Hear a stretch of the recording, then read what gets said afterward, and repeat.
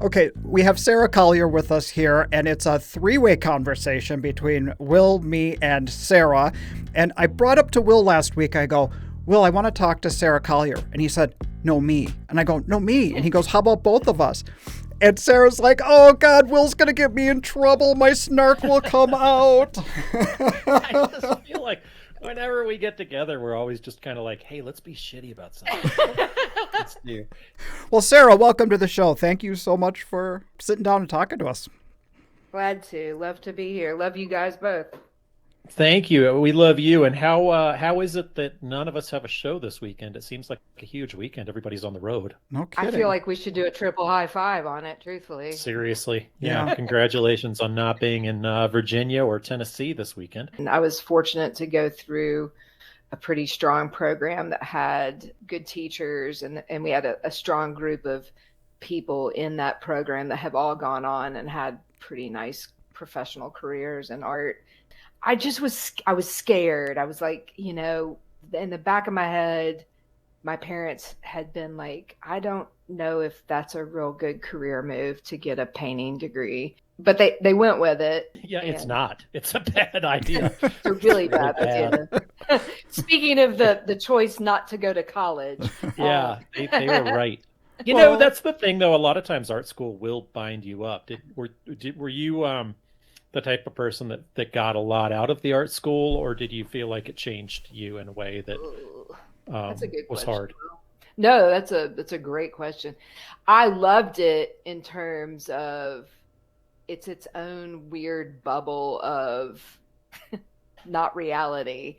I just remember it was the end of school. We were out the night maybe of graduation. A friend of mine had gotten a job at Coca-Cola doing design work for them. Another friend of mine was moving to New York. And I remember we were all sitting in this bar back when I drank, and everybody was like, just, oh yeah, it's going to be great. And I was like, shit, I think I forgot to get like a job that goes with this after now that you're done with school part. Yeah. Because I was just happy with doing that. That was good. And I feel like maybe we're kindred spirits on this, but like just the remarkably adept at doing nothing is what I say about myself sometimes. I love it, man. It is literally, I see people that just are busting ass and I'm like, for what? Yeah. I mean, when she got ill, my mother, I was like, you know what? Now's the time. I'm approaching my 40s. I need to know if there's anything crazy out there. And so they had unlocked all of the adoption records in Tennessee. But to boil it all down, every single person in my biological family of birth were artists. And they were all also alcoholics, a lot of them. Wow. And so I was like, holy cow. And it had names and everything. But did a connection ever happen? Did you ever meet any of them? Yeah. It was both lovely and kind of crazy. Most people have a frame of reference of, oh, I look like such and such and such. Mm-hmm. And I just never had that and envied that in people. And my biological father and his wife, who he'd been married to forever, they were like, we would like to come and meet you at a show. Oh, that's not a good idea. Wow. So did I they? was like, perfect. What a perfect place for all of us to come together. Right. Yes, it happened at Brookside. It ended up being very sweet and good, but I was not emotionally prepared for how my body was going to react without my brain to all of that. I was just like, after it happened, I was like, that was kooky, wasn't it? To be at your art show and yeah, I mean, it's hard enough to get like the lingerers in your booth to leave anyway, much less family members that you've never met. You've never met before. Let's start a relationship. Also, this person's interested in this painting. Can we talk over here for a second? It was that exactly. Yeah. I have prided myself on being tough as nails, or trying to at least put that out there. It put me in it didn't put me in a tailspin. I was not prepared. I don't think you can be prepared for that. I wasn't looking for a set of parents or anything like that. Mm-hmm. I was looking for some, I guess, closure in who I am in this world. And as I told you, Douglas, that literally was finding out that they were all artists. This is pre-meeting them. I was like, oh, okay, I too, it's okay for me to be an artist. The whole charm school dropout comes from sort of an inside joke between my mother and I, because I don't know, as parents, she wanted to give me everything she didn't have. Mm-hmm.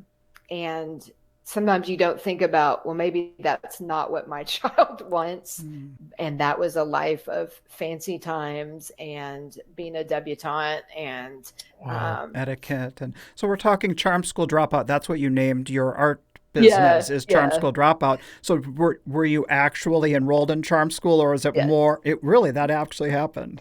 Yeah, I went to both charm school and then also to Cotillion. Do you know the that Jimmy Buffett song about the charm school kind of dropout and no, and I'm surprised that some crazy person hasn't run up to a show and told me that. West Nashville Ballroom. I'll send it to you. Yeah, do.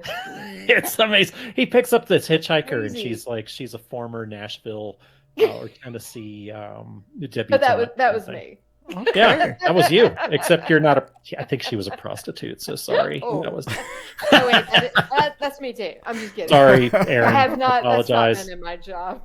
So you pushed up against that, right? And you said not for me. Oh my God! Did I push up against that? Yeah. But yeah, my junior year in college, I had to go back to Nashville, don the white dress and the gloves, the hair. Mm-hmm. You had a date that you took with you, but that was not who presented you. Your father presented you, because they're basically releasing you into the world to be a eligible marriage material lady at that point in time. Well, so how did all of this background, I mean, kind of how you are from your nurture family, from your nature family, and how does any of that fit into the work you make?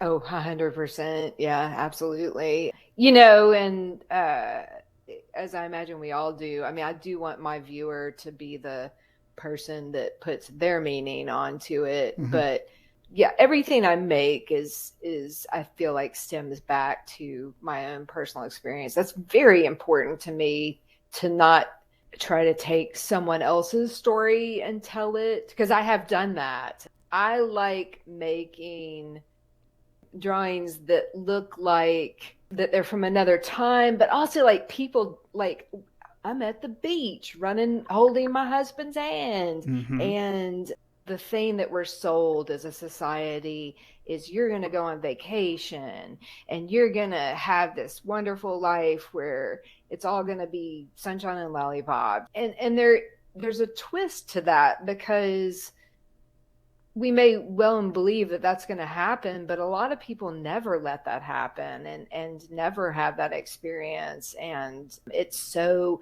American and for lack of a better word, like bullshit about like bootstrapping and working my way to the top. I don't think any of us as our community can say that I mean, maybe a few people out there, but that we got there like on 100% without any help or assistance or a leg up. Or I think I'm pushing back on that.